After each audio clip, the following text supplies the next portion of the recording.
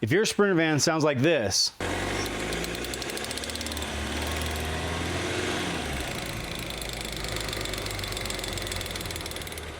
more than likely, this is the culprit.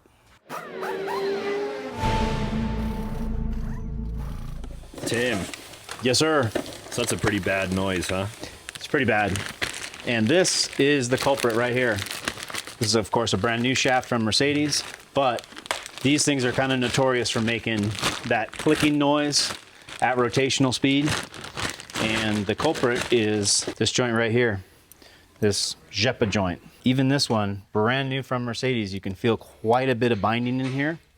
I've seen these make noise brand new from the factory. Sometimes they'll make noise months after you installed one, but it's very common on the all-wheel drives. Lifted, non-lifted, doesn't seem to matter. It appears to be a driveline issue. That's the noise, that's what you hear. You'll hear it as you're accelerating or forward or reverse, and it's this joint right here making that clicking sound. We're gonna get this van in the air and I'll show you how to swap these out. It's pretty simple, just a few bolts and you'll be back on the road in no time.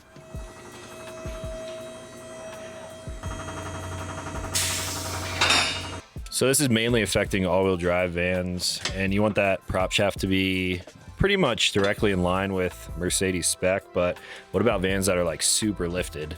Well, the biggest thing that you're gonna run into is vans with the 2-inch body lift on the front. They're gonna have a steeper driveline angle than a stock ride height van. It doesn't appear that the lifted vans are causing this issue. It does appear to be an actual issue with the driveline itself, because I've seen this on plenty of stock ride height Sprinters. When you're dealing with a lifted Sprinter, like this is an all-wheel drive lifted Sprinter, we highly encourage everyone to run this safety spacer here.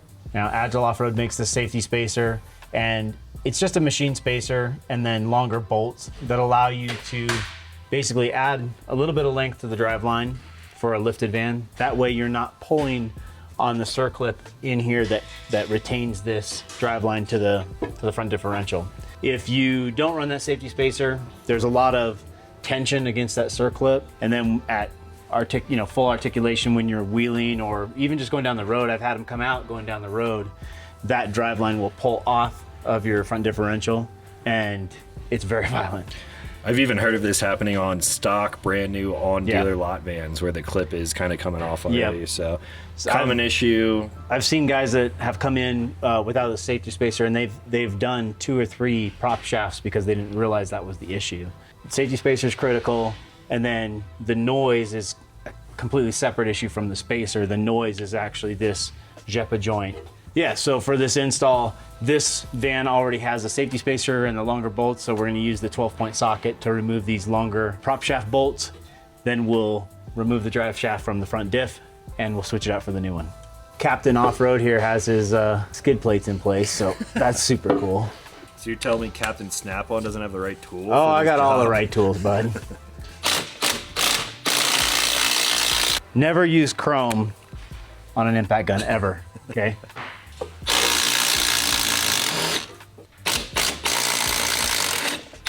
What's the deal with these little brackets here? What are those for? Mercedes calls these a mounting plate, but they just help distribute the load as you torque your bolts down around that prop shaft. Just spreads the load out. When you pull these drive shafts out, you have to pull the shaft all the way away from the transfer case, and then you can install your safety spacer. If you're putting a safety spacer in for the first time, you don't want to put it on the drive shaft and then try to put it into the transfer case. Put the safety spacer in the transfer case first, and then slide your drive shaft into place. So you can feel the notchiness in that joint. That's what's making the clicking. As your drive shaft's spinning, this joint has to index to account for the drive shaft angle, and just feel how notchy that is. So 50,000 miles on this shaft, that's pretty good. I've seen some not make it a lot sooner than that. So that joint is obviously the issue. What happens with like a failure? Is there ever a complete failure where something goes like catastrophically wrong? Yeah, I've seen them where the boots will tear and you'll lose all of the grease and lubrication inside, and then eventually it just binds up and basically seizes and then explodes. And that's kind of your worst case scenario. But what will happen usually is it'll make a bunch of noise. You'll go into the dealership and have it fixed. Or if you don't have the safety spacer, this end will slip off of the input shaft for the front diff. And then this whole shaft will just be in the car loose. And this end just starts flopping around like crazy. And it's very violent. You will absolutely not be able to drive like that. Now, when you go to put your new drive shaft back in, you're also going to want to replace this clip and O-ring. That's what they look like. There's the part number.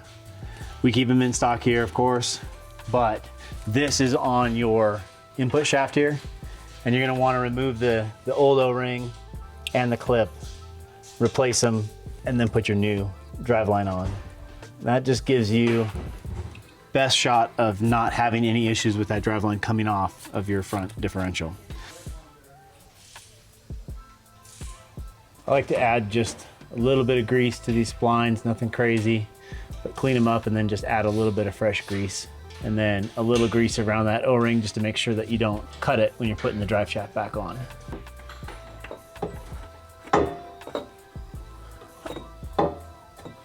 And like I mentioned previously, put your safety spacer in first and drop your drive shaft, prop shaft down into place. Just cleaning off all of the thread locker that was on these bolts originally. When you buy the shaft, Mercedes will try to sell you their, the standard replacement bolts. If you have a safety spacer, those bolts are not going to be long enough. So these are the bolts out of the Agile kit. And you never want to reinstall bolts that have old thread locker on them because you're not going to get an accurate torque. A little bit of thread chasing.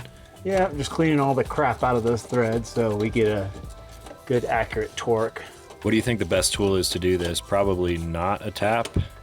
Yeah, definitely not a tap. You want to use a proper thread chasing tool. You don't have to buy these at Snap-on. You can get some at Harbor Freight or some other tool locations, but this is an M10 thread chase, and it's different than a tap. This one actually cut threads in raw material.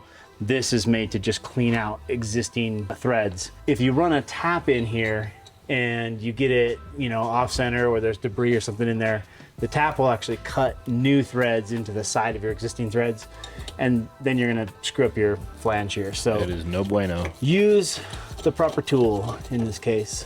50 foot-pounds. That's according to the Agile safety spacer instructions. Use red Loctite or you can use Vibratite. So I'll go ahead and torque these.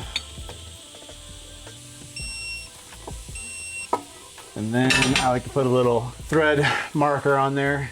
Make sure nothing moves on you when we come back for an inspection. And if someone else is looking at the car, they know, hey, these have been torqued. So like that, we'll pull the car forward, do the other three, and then we're good to go. We're gonna pull this outside, just take it for a quick test drive, make sure it's nice and quiet, and get this super annoying customer out of here. Hey, Hey, oh, my bad. Just looks strangely side mode-ish. Could be yours. Inquire within.